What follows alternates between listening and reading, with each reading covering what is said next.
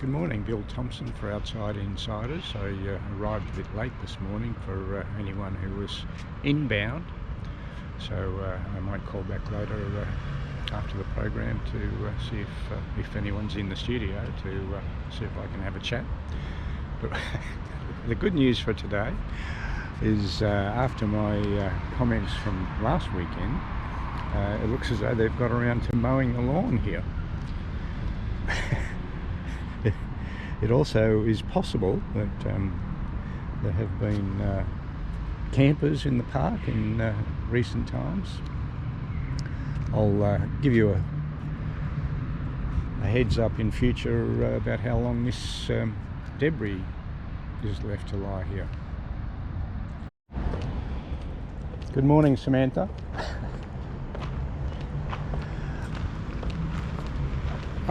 Bravo for the discussion today. Did I hear David Spears make some reference to a potential sexual assault that the discussion was shut down?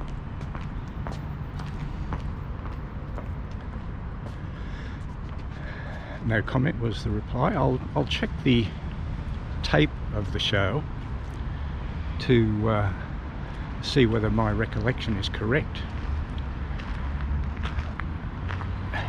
I believe that during the discussion of matters relating to Kimberly Kitching and her tragic death, David Spears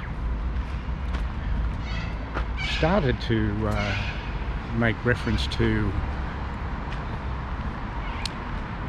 media reporting or discussion or some reference to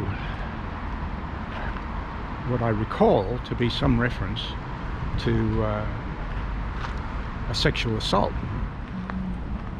My vague recollection is that there was even reference to rape, but I'll recheck the tape when I get a chance. And it's my recollection that Samantha Maiden was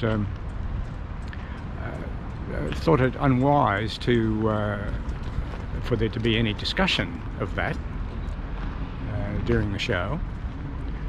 So I'll go back and review the tape and see if I can confirm my recollection.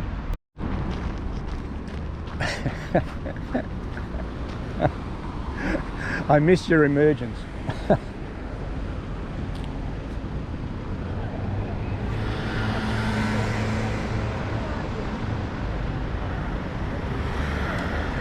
Mate, great show. Okay, great show, but I think I heard David Spears start to say something about a sexual assault, and Samantha decided that she didn't want to hear about that. Do you remember that exchange? Well, I think it has to do with a legal process that's underway. Okay. That was between those two, not me. Okay, indeed, but I thought I heard it, and I just wondered if it was true. Last time we spoke was a year ago, and I suggested that Joe Biden was a sock puppet, and you disagreed.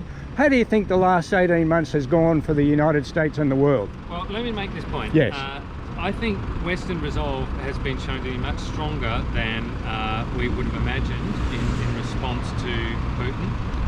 That said, you know, whether Putin himself he can claim much credit for that, I think is another matter. I do think he looks like a leader whose best days are behind him. Do you think 2 million people would have crossed the southern US border? Do you think that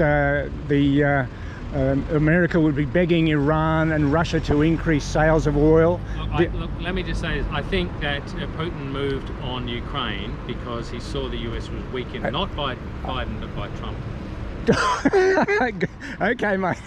I disagree, but anyway, we'll agree to disagree. Okay. Okay. Well, that's one for the books.